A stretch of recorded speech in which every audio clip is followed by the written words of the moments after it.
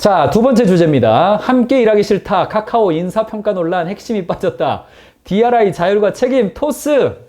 토스 라이팅. 역삼의 등대 이런 이야기. 직원 평가인가 악마 같은 제도인가. 카카오에서는 죽고 토스에서는 살아남은 어떤 게 있어요. 그 이야기 좀 해드리겠습니다. 토스 엄청난 대한민국에서 혁신을 이루었습니다. 금융을 혁신하다라고 출발을 했고 치과의사 출신 이승건 대표 이름 많은데 직원들 난 행복해 이런 어떤 썸네일 있습니다. 살 많이 쪘죠? 살 많이 쪘죠?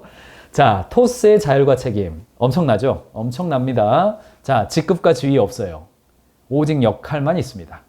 직급, 그레이드라고 할까요? 지위, 포지션 없습니다. 롤만 있는 거죠. 규칙은 없지만 책임이 있어요. 규칙은 없지만 책임은 있어요. 그러니까 규칙 없음을 지향하는 거죠. 토스는 기능이 아닌 고객을 위한 서비스를 중심으로 조직을 구성하는 거죠. 그래서 자, 이쪽에는 기능이 있고 이쪽에는 서비스가 있죠. 서비스가 있습니다. 반대로 했네요. 이쪽에 기능이 있고 이쪽에 서비스가 있어요. 그러니까 기본적인 팀 구성은 서비스 단위로 이렇게 있는 겁니다. 서비스 단위로 있고 기능도 이렇게 연결되어 있는 거예요. 그래서 디자인부, 품질부, 생산부, 검증부, 회계부, 대관부 이런 식으로 일반적인 조직이 그렇게 기능 중심으로 부서가 있는데 그렇게 하지를 않고 기능 중심이 아니라 서비스 중심으로 있는 거예요. 현대자동차로 비유하자면 품질부, 생산부, 구매부 이런 게 있는 게 아니라 제네시스부, 그랜저부 이런 식으로 있는 겁니다. 그러니까 고객 관점의 조직을 운영하는 거예요. 그렇게 운영을 해서 토스 비바 리퍼블리카이죠. 누적 다운로드 33,000만 돌파했습니다. 토스에서 가져왔고요. 여기도 다른 유니콘 스타트업과는 달리 모팡이죠. 모팡과 달리 이익을 내면서 성장하고 있습니다. 이익을 내면서 성장하고 있어요. 여기 토스 핵심 가치 세 가지가 있죠. 잘 보세요 한번.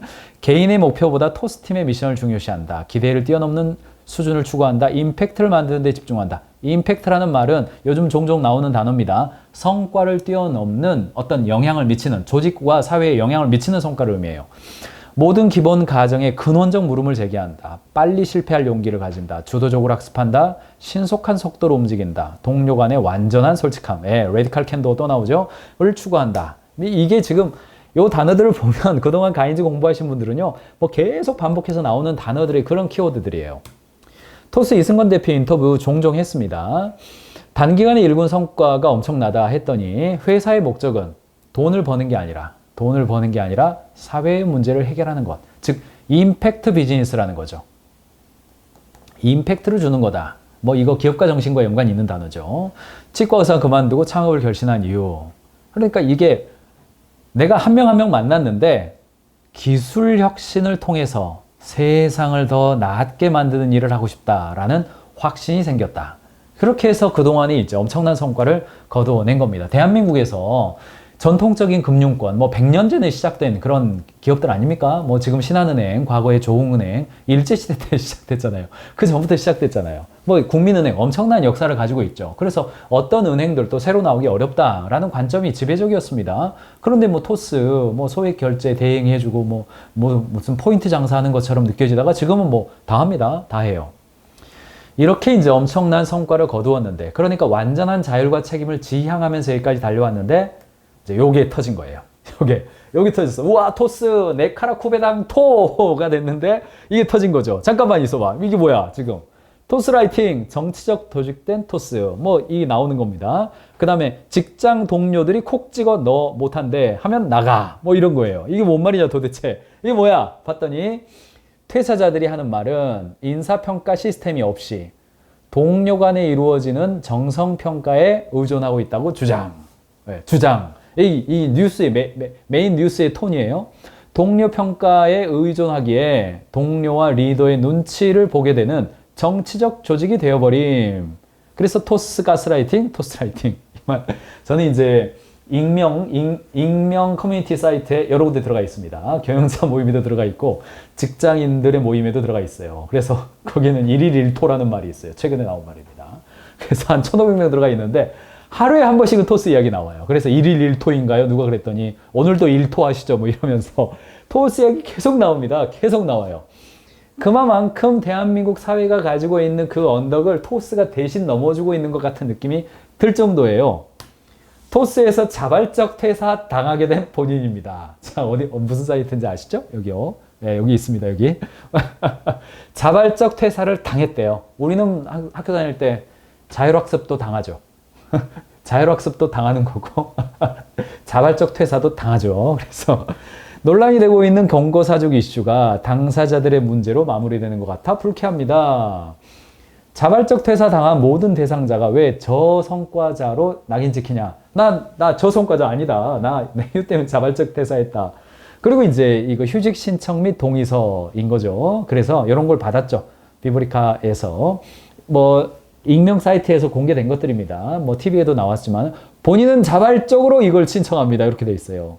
그리고 이거 공개하거나 발설하면 안 하겠다. 이것도 나와 있어요. 이게 이제 법적인 요건이 있기 때문에 토스에도 아마 노무 그리고 법무에 관련된 팀이 있겠죠. 그래서 최대한 법적으로 문제가 되지 않기 위해서 조치를 한 겁니다. 근데 이제 노동법이라고 하는 것은 근로자 유리 조건 우선의 원칙이라는 게 있어요.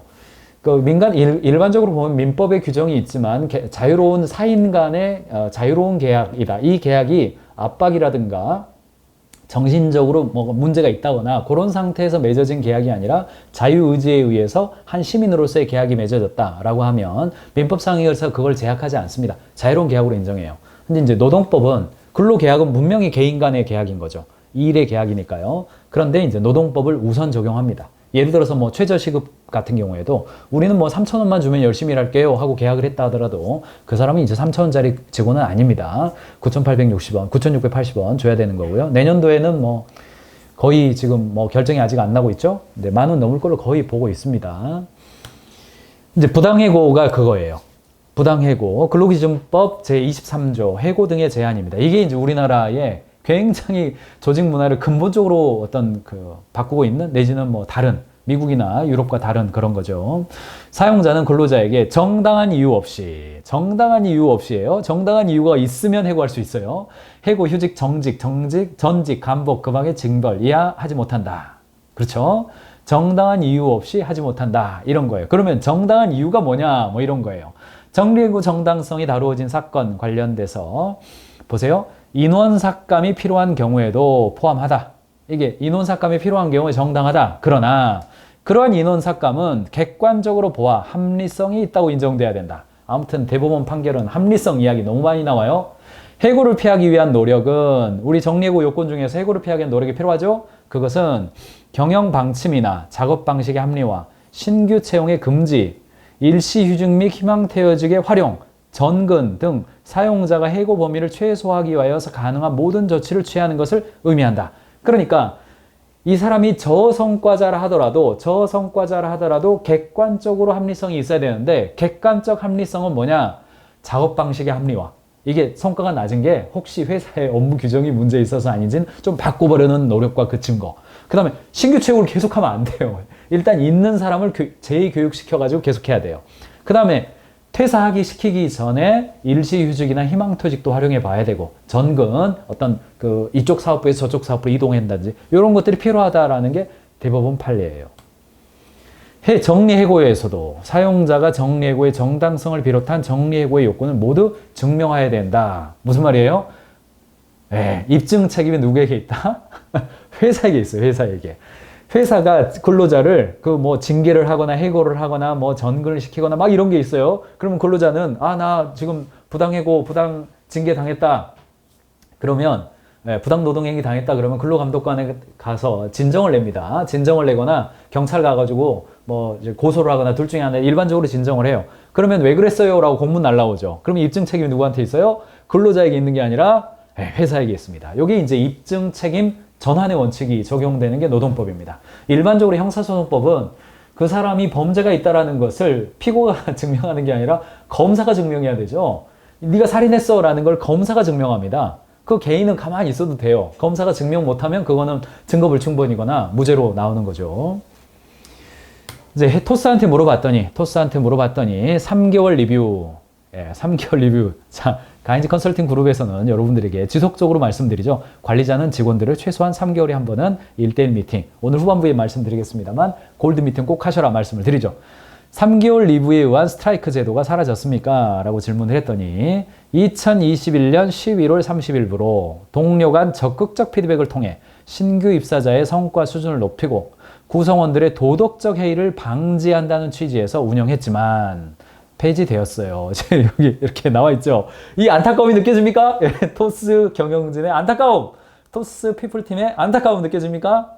폐지하긴 했지만 야, 그거 좀 안타까워. 다시 하고 싶어. 이런 게 다 느끼죠. 단, 법에서 정하는 보편적인 3개월 수습 과정은 운영하고 있습니다. 이렇게 했죠.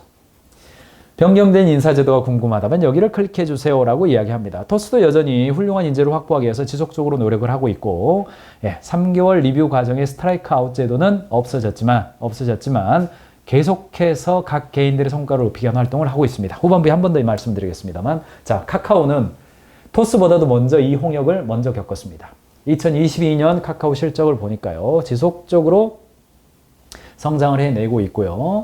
카카오는 전통적으로 이제 분권화 정책을 썼습니다.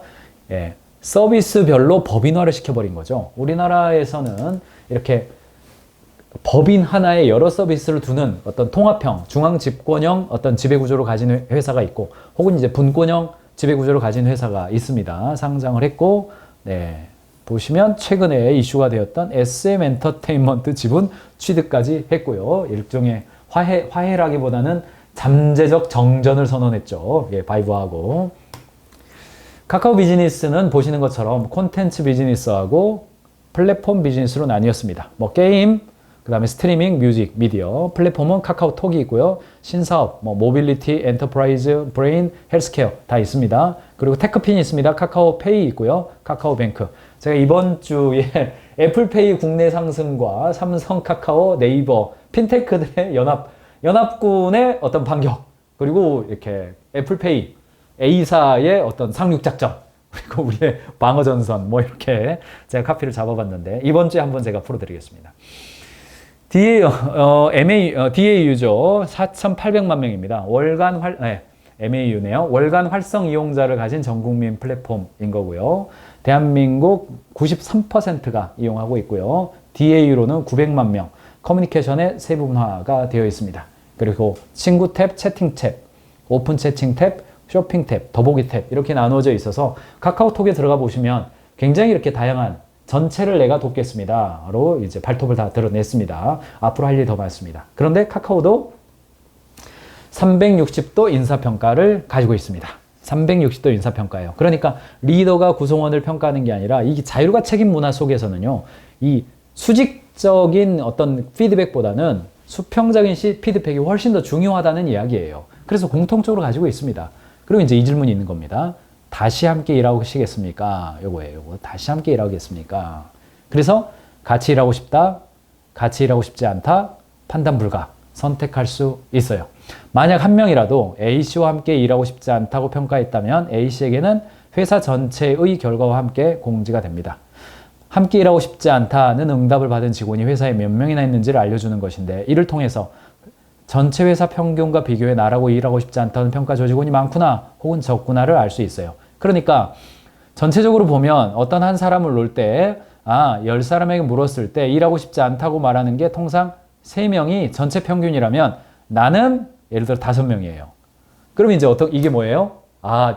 전체보다도 내가 더 일하고 싶지 않은 사람이구나 보는 거고, 전체 평균이 3명인데 나한테 일하고 싶지 않다고 말한 사람은 1명이에요. 그러면 내가 좀 더 주변 사람들에게 도움을 주기 위해서 노력하고 있구나, 이렇게 이제 본다는 거예요. 그리고 이제 조직장에게는 그것을 실명으로 보고를 해준다는 겁니다. 함께 일하기 싫어졌다. 카카오 인사평가 논란. 그래서 이 항목을 두고 2020년 평가 함께 일하고 싶지 않다가 이제 756표, 1.55% 인사평가 결과지에 나오게 된다는 겁니다. 동료평가를 이제 실패한 것으로 판단을 하게 되는데, 피드백 없이 단순 통보식으로 가고 다면평가를 제공하게 되니까 이게 이제 부정적으로 나타나는 겁니다. 내 주변에 있는 10명 중에서 3명이 누구야? 라는 눈빛으로 이렇게 점심시간에 너 나 X 줬지? 네가 나 X 준 거 아니야? 이런 게 이제 있게 되는 거예요. 다면 동료 평가를 아는 이유는 성장 피드백을 주기 위함이죠. 동료가 더 개선할 수 있는 점을 제안하는 것이 목표고 동료가 더 개선할 수 있는 점을 제안해서 성장케 하는 것이 목표예요. 그런데 동료에 대한 나의 감정과 호불호를 묻고 그 수치만 알려주는 것은 실질적으로 도움이 되지 않는 거예요. 그래서 다면 피드백을 시행하는 조직에 가서 제가 도움을 줄 때는 언제나 어떤 이야기를 하냐면 등급제하지 마시고 글로 써서 주는 걸로 하세요. 나의 평가를 주도록 하지 마시고 있는 그대로의 사건을 이야기해 주는 걸로 하세요. 제가 항상 그런 이야기 합니다만 피드백과 성과 규정이 어떻게 됐느냐에 따라서 우리가 이야기하는 자율과 책임 문화가 있는 것이죠. 자율과 책임 문화가 대한민국 사회에서 앞서가는 기업들 또는 인재들을 끌어모으는데 분명히 도움이 됐습니다. 그것은 애플에서 이야기한 이 스티브 잡스가 자주 이야기했죠. 스티브 잡스가 DRI 뭐 이런 이야기를 많이 했다고 그래요. 이 DRI는 뭐냐면요. Directly Responsible Individual이에요. 어떤 일에서 책임도 있고 권한도 있는 어떤 그 개인을 의미합니다. 팀이 아니에요. 개인 단위인 겁니다. 영어식 표현으로 보면 이런 표현이 있습니다. 그래서 개인이 스스로 책임지고 권한을 가지고 결정할 수 있도록 하는 게 기본이고 거기에 대해서 책임감을 가지고 하라고 하는 것이 지금 애플이 전 세계적으로 시가총액 부동의 1등을 하고 있는 그 관점인 거죠. 그래서 의사결정의 주체와 실행의 주체와 책임의 주체가 점점점 하나가 돼가는 거예요. 하나가 돼가. 맨 처음부터는 이렇게 될 수 없죠. 조직의 분위기란 문화라고 하는 것이 의사결정과 실행과 책임이 크로스 체크되는 측면도 있고 혹은 뭐 관리자의 역할도 있고 실행무자의 역할도 있는 것이죠. 그런데 이것을 깨가면서 한 방향으로 가는 거예요. 이 이야기는 사실은 넷플릭스가 충격을 준 겁니다. 시장에 충격을 줬어요. 아무것도 없던 스타트업이 지금의 전 세계적인 넷플릭스 왕국을 만들었는 데 있어서는 지금 제가 말씀드리는 DRI, 자율과 책임 문화 이런 것들에 강력한 영향을 미쳤습니다. 그래서 실리콘밸리에서 가장 유명한 문서, 가장 중요한 문서가 넷플릭스가 가지고 있는 규칙 없음 문서였던 거예요. 그래서 여기에서도 피드백을 줄 때 두 가지 원칙이 나옵니다. 첫 번째, 도움을 주겠다는 생각으로 해라. 그리고 실질적인 조치를 포함해라. 구체적으로 얘기해라. 평가로 끝나지 말고 이렇게 조언을 한 거예요. 얼마 전에 다시 토스로 넘어가면 얼마 전에 가인지 컨퍼런스에서 토스에 토니 그 CHO라고 해야 될까요? 아무튼 문화 책임자가 와서 이야기를 해줬습니다. 레디칼 캔도어에 대해서 얘기를 해 주었어요. 그래서 레디칼 캔도어라고 하는 것은 있는 그대로의 사실을 그러니까 자유를 얻기 위해서는 탑다운과 어떤 높은 수준의 실행력과 어떤 최상의 의사결정이 일어날 수 있도록 해주는 것이 기본적인 자율이고 그것은 뭘로부터 오는 거냐면 DRI에서 오는 거고 그 DRI에서 뭐에서 오는 거냐면 동료들에 대한 어떤 신뢰가 만들어지는 것에서 온다는 거예요. 이게 세트라는 겁니다. 세트. 자율과 책임 안에서 최고의 성과가 나오도록 하는 데 있어서는 DRI가 굉장히 중요하다. 그래서 회사에서 입사를 하면 매니저가 되려고 하지 말고 메이커가 되려고 해라. 그래서 토스에서의 리더십이란 메이커스를 의미한다라는 단어인 겁니다. 그러니까 전통적으로 피라미드형으로 내가 처음에 실무하다가 그 다음에 관리하고 의사결정하고 이렇게 가는 게 아니라 메이커스로 남아라. 이런 이야기를 토니 셰이가 해준 겁니다. 예. 아무튼 탁월성을 지향하는 거, 그 다음에 정보에 대한 접근성과 어떤 그 투명하게 운영해 주는 거, 그 다음에 레디칼 캔도 해주는 거, 이것이 자율과 책임의 무게값이라는 겁니다. 이래야 탁월한 인재들이 모일 수가 있고, 탁월한 인재들이 상호 피드백하면서 탁월한 성과를 낼 수 있다는 이야기예요. 좀 마무리해 볼 텐데 정리를 좀 해보면요. DRI, 개인 단위에서의 확실한 그 책임 문화를 가지는 것은 피드백이 굉장히 중요하고요. 완전한 솔직함, 그리고 이제 제가 오늘 후반부에 이야기할 원온원 미팅, 관리자의 미팅이 굉장히 중요하게 된 거예요. 그래서 가인지 캠퍼스에서 이쪽이죠? 예, 이쪽으로 가셔서 예, 파일 다운로드 있잖아요. 파일 다운로드에서 이 골든 미팅 카드를 다운로드 받으시고 양식도 보시고 설명문도 따로 나와 있잖아요. 참고하셔서 질문 이렇게 하시면 돼요. 1대1로 만나서 무슨 이야기 하냐? 이 이야기 하세요. 지난 기간에 당신의 성과는 뭡니까? 지난 기간에 타인의 성과에 당신이 기여한 건 뭡니까? 그리고 지난 기간 동안에 성장하고 배운 건 뭡니까? 내가 도와줄 건 뭡니까? 이 질문을 하라는 겁니다. 여기까지 해도 조금 어려우실 수 있어서 1대1 대화를 위한 질문 카드도 여기다 넣어 놓았습니다. 이 질문 여러분들이 이용해 보시길 바라고요. 답변 샘플까지 다 줬어요. 그래서 너무 어렵다. 그러면 직원들한테 이거 나눠주세요. 그리고 좀 빈칸에다가 여기다 좀 채워서 와라. 그리고 미팅하자. 그러면 조금 더 부드럽습니다. 미리 좀 보시고 그렇게 해보시면 되겠습니다. 양식 넣어드렸으니까 참고하시길 바라겠습니다. 자, 칠판에서 한번 좀 보시죠. 자율과 책임 문화. 자율과 책임 문화라고 하는 거, 우리나라가 그동안 생산성 중심의 문화였기 때문에 숫자로 평가를 해왔었습니다. 개인의 관리자들이 1대1로 미팅하거나 질적인 평가하거나 개인의 창의성, 도전성 이런 것들이 크게 뭐 중요하다기보다는 정해진 일을 열심히 하는 것이 우리 생산성의 기초였어요. 그런데 지금 여러분 느끼실 때 그런 거 아니잖아요. 이제 시키는 일만 열심히 하는 것이 우리 생산성을 담보해 주질 않아요. 그러니까 어떤 일을 하는 것이 성과가 날 건지를 고민하면서 일해라 이렇게 요구를 해요. 근데 평가는 여전히 숫자로 해버려요. 이거 좀 틀렸다는 거 다 알아요. 근데 문제는 뭐냐면 관리자의 리더십이에요. 관리자의 리더십에 의해서 자율과 책임 문화가 확산되면 숫자로 평가하던 것을 바꿔낼 수가 있는데 요게 안 되면 이상해지는 겁니다. 소송 거는 거예요. 네. 토스 라이팅 이야기 나오고 카카오 성과급 소송 이야기 나오고 하게 되는 것이죠. OKR을 하더라도 OKR이 잘 작동하지 않는 경우, 많은 경우는요, 팀장들이 각 개인들과 스프린트 미팅이나 원오원 미팅이 제대로 안 이루어지면 OKR의 그 도전성이 시간이 지나면 힘들어지는 거죠. 그래서 오늘의 이야기, 다양성, 포용성, 자율성, 책임성 이런 단어들이 나왔습니다. 다양성, 포용성, 자율성, 책임성 이거는 뭐예요? 인재들이 원하는 단어 아닙니까? 인재들이 원하는 단어, 자유롭게 해보고 싶다, 내 뜻 펼쳐보고 싶다 이 이야기예요. 특별히 지금 세대는 더욱더 그렇죠. 그래서 오늘 제 마지막 한 단어는 이거예요. 그 힘을 사용하려는 자, 그 힘의 무게를 견뎌라. 다시 한 번요. 그 드라마가 있었습니다. 왕이 되려는 자, 왕관의 무게를 견뎌라. 그거 오마주 하는 겁니다. 네. 큰 힘에는 큰 책임이 따른다. 뭐 스파이더맨의 주제 사상이기도 하죠. 근데 오늘은 뭐 거기서 가져왔습니다. 이미지를 가져왔고, 다양성과 포용성, 자율성과 책임성, 분명히 회사에 특별한 성과를 가져다 두고 인재를 끌어모으는 힘이 됩니다. 그런데 경영자는 그 힘을 사용하려는 자, 그 힘의 무게를 견뎌야 됩니다. 동시에 지금 시청하고 계신 분 중에서 경영자가 아니라 직원으로서 우리 회사가 내 개인의 내 자유롭게 좀 하고 싶고 좀 나의 다양성을 인정해 줬으면 좋겠고 내 책임으로 좀 마음껏 해보고 싶어요. 네, 그러세요?